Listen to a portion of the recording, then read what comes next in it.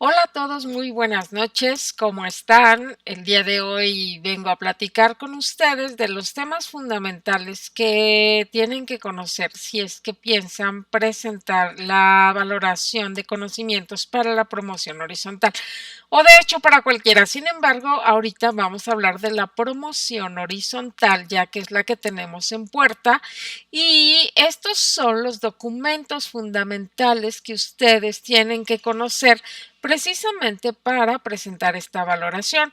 Voy a tratar de ser breve, pero como ustedes saben, la bibliografía es muy extensa. Sin embargo, voy a tratar de resumir a grandes rasgos qué es lo que sí tienen que conocer para la presentación de esta valoración.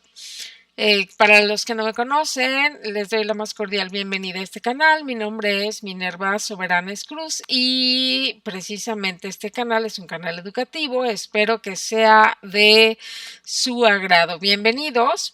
Sin más preámbulos, vamos a dar inicio. ¿Cuáles son los documentos fundamentales que ustedes tienen que conocer para presentar esta valoración? Obviamente, el artículo tercero y la Ley General de Educación son documentos indispensables. Las orientaciones pedagógicas de la nueva escuela mexicana. Voy a tratar rápidamente dos documentos fundamentales sobre inclusión. Hay que hablar de convivencia escolar porque ahí está un documento que son las orientaciones, ahorita lo voy a explicar, los lineamientos del CETE y del Programa Escolar de Mejora Continua, obviamente desarrollo del niño y el adolescente. Tenemos un documento que se llama Evaluar y Planear, los aprendizajes clave con principios pedagógicos, la evaluación formativa que han estado y seguirán estando en todo lo que se refiere a evaluación y por supuesto el acuerdo 716 que está derogado, pero vamos a hablar del 020516, el 717 y el SAE que ahorita voy a mencionar qué es. Entonces, de manera breve vamos a describir de manera muy cortita en qué consiste cada uno de ellos. Hablemos del artículo tercero. Como ustedes saben, es artículo tercero, 31 y 73. Y este artículo, obviamente, tenemos aquí lo que son los criterios de la educación, los principios filosóficos que se mencionan en el dominio 1, lo que es cuáles son los criterios y por qué se establece precisamente esta nueva escuela mexicana con un fundamento en mejora, equidad y excelencia, que es lo que tenemos que conocer. El 31, como saben, es el que nos habla precisamente del apoyo que debe existir en los padres de familia, no solo para llevar a los hijos a la escuela, sino para acompañarnos en este proceso. Y el 73, que es el que establece, bueno, en el 73 se publican todas las decisiones que tiene la Cámara, pero aquí nos va a hablar precisamente de estas modificaciones donde se establece la Ley General para la carrera de maestras y maestros, entre otras cosas, ¿sí? ¿Qué es lo que ustedes tienen que saber primero? De la Ley General de Educación, tienen que ser muy enfáticos en su estudio. Los invito, nosotros tenemos un podcast al respecto. Tienen que conocer lo que es el interés superior del niño, conocer qué es el federalismo educativo porque es donde se deslindan responsabilidades desde quiénes son o quiénes están considerados como autoridad educativa, empezando por el director de la escuela, el supervisor y estructura. Tenemos que conocer, muy importante, maestros, los fines y criterios de la educación. Artículo 15 son los fines de la educación en México. En el 16 están los criterios que también se establecen en el tercero. Por ahí en media superior se manejaba mucho una pregunta que les decía, ¿dónde están los fines y los criterios de la educación en México? Hay quien contestaba artículo tercero, pero no. Sí están los criterios. Sin embargo, en la ley general se retoman los fines y los criterios de la educación. Les recomiendo leer el artículo 100, que es el que establece los comités escolares de administración participativa, ya que desde el artículo 14 nos viene diciendo que nuestras escuelas se convierten en centros comunitarios de aprendizaje y hoy En el nuevo programa, en el nuevo, plan de estudios, como ustedes saben, se establece el enfoque, el centro es la comunidad. Ya nos lo venían diciendo y aquí se reafirma. En el artículo 100 se establecen los comités escolares de administración participativa, tema fundamental para el programa de La Escuela es Nuestra, y en el 106 nos dicen por qué se tiene que o cómo se van a establecer y reglamentar estos comités. Este documento es fundamental, ustedes lo saben. Siguiente documento, vamos a hablar de los principios y orientaciones pedagógicas de la nueva escuela mexicana. Esto también lo tienen en un podcast que les sugiero que lo vayan a ver. Si no quieren verlo, no importa, pero ustedes tienen la obligación de estudiar este documento porque establece el enfoque de la nueva escuela mexicana. Tiene principios que aquí están, por ejemplo, la identidad con México, la responsabilidad ciudadana, la honestidad, la describe con mucha claridad. Esto ustedes lo tienen que conocer. La necesidad de la participación para la transformación de la sociedad. El respeto a la dignidad humana, que lo repiten todos los documentos, la promoción de la interculturalidad, que ahora se retoma como uno de los ejes articuladores fundamentales, la promoción de la cultura de paz, el respeto por la naturaleza y cuidado del medio ambiente. Perdón porque ahí se repitió, pero esos son precisamente los principios de la nueva escuela mexicana. Hay 4 condiciones: revalorar al magisterio, tener una buena infraestructura, obviamente la gobernanza y los objetivos del aprendizaje, estrategias didácticas y revisión de contenidos. ¿Qué tienen que revisar ustedes? El documento. Después de los principios y las condiciones están todas las orientaciones pedagógicas, que no son muchas, no es muy largo, y que ustedes tienen que conocer porque se los van a preguntar en el examen. El siguiente tema, como ustedes saben, fundamental, es la inclusión, porque es precisamente el principio filosófico que se agrega con la nueva escuela mexicana. No existía, ahora está establecido el principio de inclusión, donde se define artículo 7 de la Ley General de Educación. Sin embargo, ¿qué les sugiero yo leer para atender este tema? Están en su bibliografía, que deben conocer este documento que se llama Aprendizajes clave, la estrategia de equidad e inclusión en educación básica, que es fundamental porque aquí nos habla de la atención que debemos tener con alumnos de discapacidad, aptitudes sobresalientes, dificultades severas y cómo transitamos de la atención de niños con necesidades educativas especiales a la atención de niños con barreras para el aprendizaje y la participación. Como ustedes saben, todos los consejos técnicos abordaron este tema. Es fundamental, espero que no dejen de revisarlo. Lo mismo que la NEI, que es la continuación de este documento, que ahora es la Estrategia Nacional de Educación Inclusiva. Fíjense bien cómo tenemos en este documento cuál es su objetivo. Tenemos que revertir este sistema estandarizado, centralizado, en un sistema inclusivo, flexible, pertinente, que identifique, atienda y elimine las barreras para el aprendizaje y la participación, que, como ya les dije, es un tema que se vino tratando durante todo el ciclo escolar en nuestros consejos técnicos.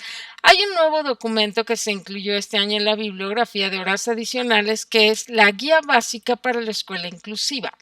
Si ustedes tienen este libro, es moradito, les sugiero que lo lean porque en ese documento está muy claro, retoma lo que es la integración, la inclusión, y es muy claro con nuestra obligación, la propuesta que tenemos que hacer para el tratamiento de estos niños. Se la sugiero, lo pueden revisar. Obviamente, documento obligado es el PENSE, que es el Programa Nacional para la Convivencia Escolar. Es el documento base donde vienen algunas estrategias que se establecieron.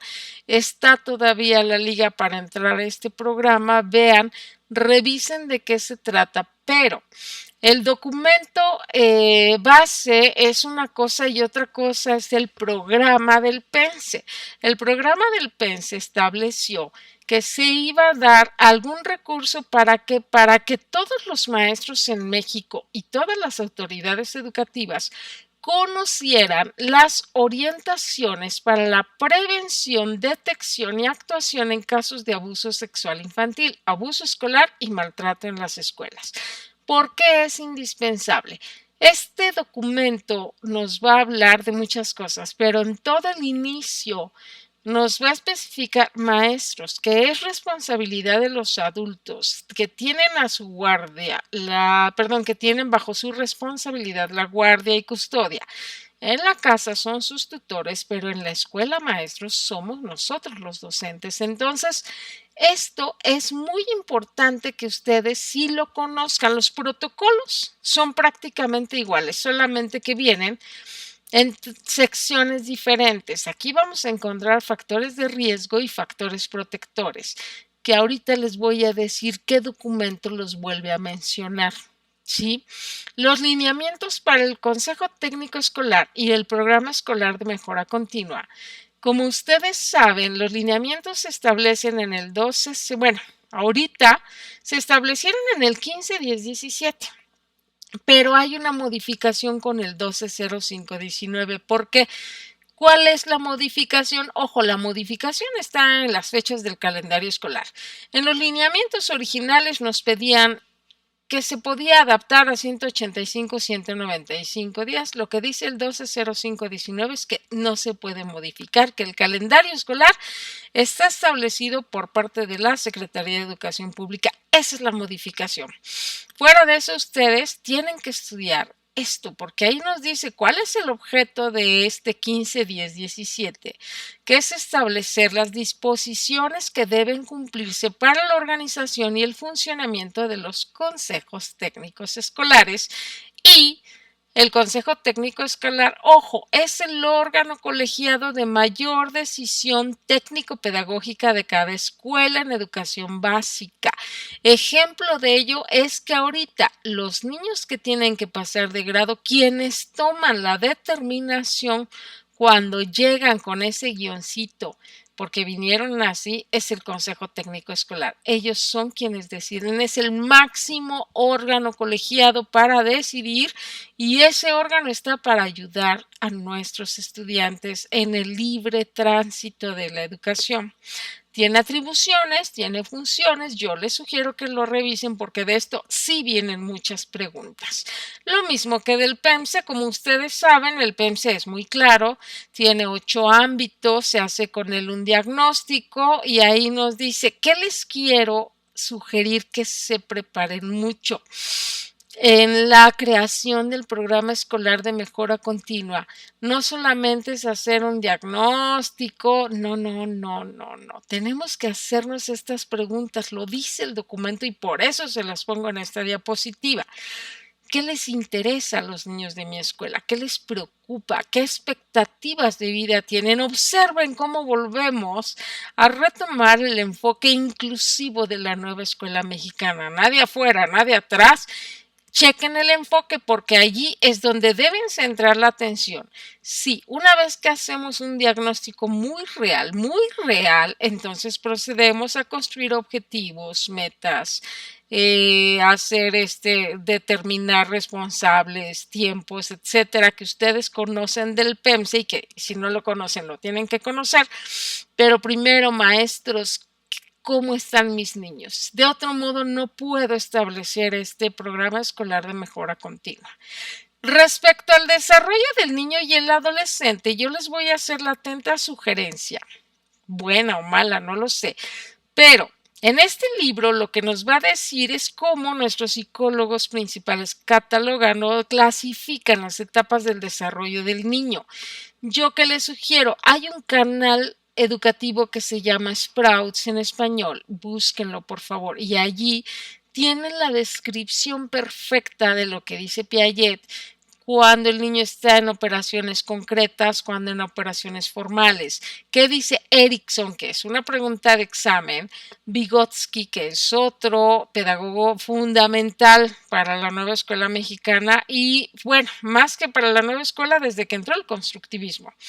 Y también menciona Freud, pero no estoy enterada que lo hayan preguntado. Por si las dudas, échenle una revisadita. El siguiente es el documento de evaluar y planear. Este documento se emitió en 2017 en Aprendizajes Clave, pero ¿qué creen? Aquí nos retoma con mucho detenimiento desde las situaciones auténticas, la evaluación con enfoque formativo y cómo antes de planear debo decidir cómo voy a evaluar. Fíjense bien, es muy importante y esto retoma en Aprendizajes Clave, que es un documento fundamental para quien vaya a presentar examen. Cada maestro en su grado o en su asignatura, ¿qué deben estudiar de aprendizajes clave? Primero, tienen que conocer conocer los 11 ámbitos del perfil de egreso. Los principios pedagógicos, si alguien no lo sabe, están publicados los principios. También tengo un podcast que habla claramente de los principios pedagógicos, los describe con toda claridad, los propósitos, importantísimo de su programa, cuáles son los propósitos del nivel en el que están y, por supuesto, el enfoque. El enfoque es una situación fundamental que siempre nos preguntan en los exámenes, así que por favor, cuidado. Este es un documento que es muy importante y fundamental. Los siguientes que ustedes tienen que conocer porque son vigentes en las bibliografías que nos han mandado vigentes en este momento son la evaluación con enfoque formativo, que como ustedes saben, la SEP emitió 5 cuadernillos.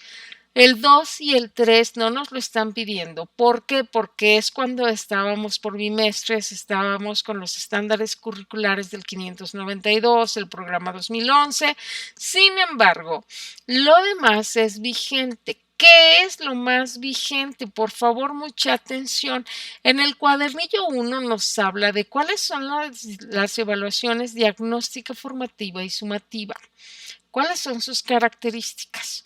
Eso es lo que está con mucho énfasis en el cuadernillo 1. ¿En qué momento se evalúa? ¿Cómo se evalúa esta parte de diagnóstica formativa y sumativa? Y está también en el principio pedagógico 1.7 del Plan 2011.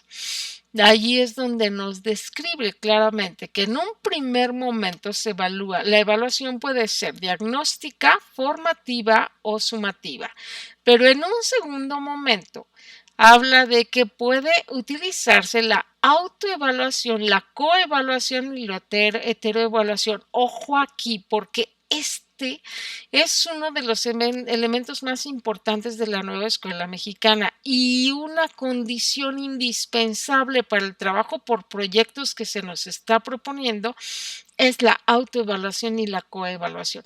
Por eso toma una vigencia fundamental. El cuadernillo 4 nos habla de los instrumentos de evaluación, que ahí tiene toda una tabla, que son estrategias, que es un método, que es una técnica y cuáles son los instrumentos de evaluación.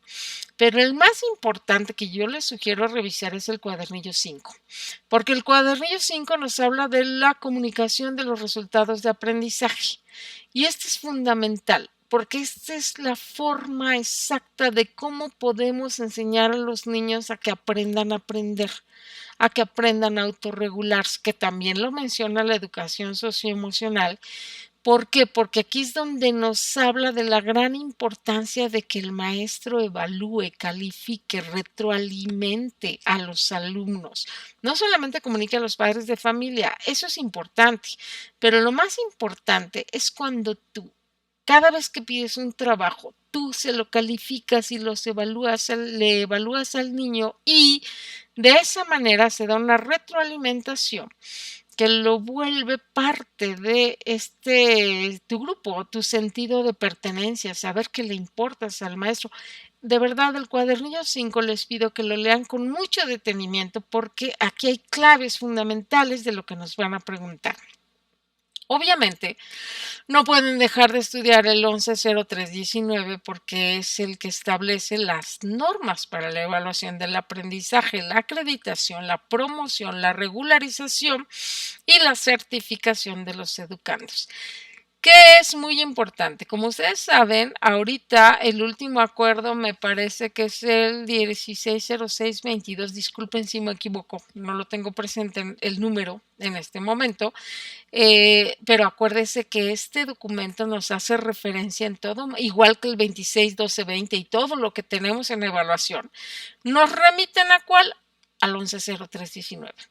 Así que por favor, mucho cuidado con respetar el enfoque formativo que lo repiten todos los documentos, incluido el último acuerdo, para que ustedes puedan hacer una evaluación que sea correcta y lógica. Bien, los últimos documentos que voy a mencionar el día de hoy, obviamente esto es así como lo más fundamental, tenemos aún una bibliografía muy grande, pero yo les estoy diciendo claves de lo que tienen que estudiar para presentar su examen. Todo lo demás está alrededor de esto. Los casos que van a venir en el examen precisamente están basados en que ustedes entiendan este enfoque. ¿Cuál es la última parte? Dominio 4, cómo vamos a participar en la escuela. Muy importante, acuérdense que cuando se da el sistema de gestión educativa que entra desde el 2000, antes, pero cuando se da esta gestión educativa, surgen, después del establecimiento de la reforma de Peña, salen dos documentos que son el acuerdo 716 y el 717. ¿Por qué son importantes? Porque aquí se establece el sistema de gestión. Fíjense bien, donde se divide en dos, en una comunicación y en una participación social conjunta, una corresponsabilidad. El 716, que está derogado, es precisamente el acuerdo que establece por el que se establecen los consejos de participación social. Esto es muy importante, ¿sí? Estos son los que establecen estos consejos de participación social que, como ustedes saben, tenemos un federal, un estatal, un municipal, hasta llegar al de la escuela. Aquí es el acuerdo, pero este quedó derogado porque fíjense bien, casi todo se conserva, es casi igual al 020516. ¿Dónde está la diferencia? En que el 716 no consideró al director como el secretario técnico y cuando entra el 020516 se establece que el director es el secretario técnico del consejo. Esa es la mayor diferencia. Hay algunas otras diferencias, sí, por supuesto, pero esa es la mayor diferencia. ¿Qué les sugiero? Por favor, échenle una leída al 020516. No todo, porque está el estatal, el federal. Ustedes solamente lean lo que corresponde a los consejos escolares de participación social. Porque por si no lo saben, todos los comités, sin excepción, todos los comités tienen que rendirle cuentas al de participación social. Este consejo determina, por ejemplo, un comité para protección civil. La escuela asegura que es parte de su examen. Este comité determina determina el comité de Contraloría, que también es uno de las reformas que se hicieron posteriores. Pero este consejo, maestros, es fundamental porque esto sí lo tienen que leer. Ahí tienen un podcast de la Escuela Segura que menciona también a este 716 y a las obligaciones de los padres de familia. Ahora, con respecto al 717, fíjense bien. Bueno, de manera muy breve, el 020516 luego tiene una reforma en el 080819. Sin embargo, solamente el que tienen que conocer es el 020516 y sobre eso van a entender las reformas. El 717, ¿por qué es importante, maestros? Fíjense bien, por este se emiten los lineamientos para formular los programas de gestión escolar, pero ¿qué creen? En este documento establece que los docentes, así como los padres de familia son corresponsables, ahora el docente es parte del Consejo Técnico Escolar. Son dos ramas importantes de la gestión: el Consejo Escolar de Participación Social y el Consejo Técnico Escolar, que tiene una relación horizontal, y el director ya no es el director dando órdenes, sino que ahora somos un colectivo que nos hacemos responsable, y tienen que conocerlo porque aquí se establece la importancia de los consejos técnicos escolares. Aquí se establecen las prioridades y condiciones del sistema básico de mejora, que antes eran 4, pero es el antecedente de los 8 ámbitos que tenemos en el programa escolar de mejora continua. Y aquí se establece la famosísima ruta de mejora escolar, que es el antecedente de lo que hoy conocemos como el PEMSE o Programa Escolar de Mejora Continua. Por lo tanto, maestros, este documento no se lo tienen que aprender, solamente conózcanlo, porque con él vamos a entender muchas cosas de lo que tenemos hoy actualmente. El siguiente, que bueno, en ese mismo 717 deben saber que surge el SATE, que es el Servicio de Asesoría Técnica a la Escuela. Aquí quiero recordarles que es muy importante que sepan que la función directiva y la del supervisor ahora son el acompañamiento pedagógico. Antes se les veía con un tema muy administrativo, ya no. El director tiene la obligación de retomar su papel académico para la gestión pedagógica, y el SATE surge para ayudar al supervisor como una persona que acompaña académicamente a las escuelas en todos estos sentidos, que posteriormente se convierte en este documento que tienen que estudiar, que es el SAE. De este vienen muchas preguntas. ¿Por qué? Porque en el SAE es lo que le siguió al SATE, y es un documento que nos habla precisamente de esto, que es el servicio de asesoría y acompañamiento a la escuela, donde nosotros, fíjense bien, es este documento, son los lineamientos generales para la operación de este servicio de asesoría. Aquí es cuando surgen con el SATE, lo que son los ATPs, pero aquí es donde vamos a observar cómo es la función actual, cuántos ATPs debe tener un supervisor de primaria, cuántos uno de secundaria, cómo se distribuyen. No es lo mismo concursar. Hay 2 tipos de ATP: por concurso o por promoción. Fíjense, maestros, esto es pregunta de examen. Existe otra figura que se llama AT, que es el que es la persona que también es por reconocimiento, y es el que apoya al supervisor con los directores. Los ATPs apoyan al director, apoyan a los docentes. Todo esto nos habla de comunidades profesionales de aprendizaje, de la responsabilidad docente, muchas cosas que sí es importante que ustedes conozcan. Si ustedes observan estos documentos, que traté de ser muy breve, pero si ustedes se dan la oportunidad de estudiar estos, están del otro lado, van a presentar una valoración muy bien, porque este es el enfoque de la nueva escuela mexicana. Estos documentos resumen. Yo les recomiendo, ahí en el canal tenemos un documento, un podcast sobre la Ley General de Educación, sobre la evaluación con enfoque formativo, que aborda los 5 libros. Tenemos otro podcast sobre los principios pedagógicos, sobre la escuela segura. Hay uno sobre las orientaciones para la prevención, detección, actuación en caso de abuso sexual infantil, que aguas con ese tema porque es muy importante. Y así van a encontrar muchos otros temas que van a ser en el canal. Ustedes observen y van a encontrar muchísimas cosas que pueden ser de su utilidad. Entonces, yo les dejo este documento. Espero, esta presentación con esta sugerencia, espero que sea de utilidad, y ya saben que yo quedo a sus órdenes. Les agradezco mucho su atención, y por el día de hoy me despido. No bajen la guardia, cuídense mucho, nos saludamos pronto. Hasta luego.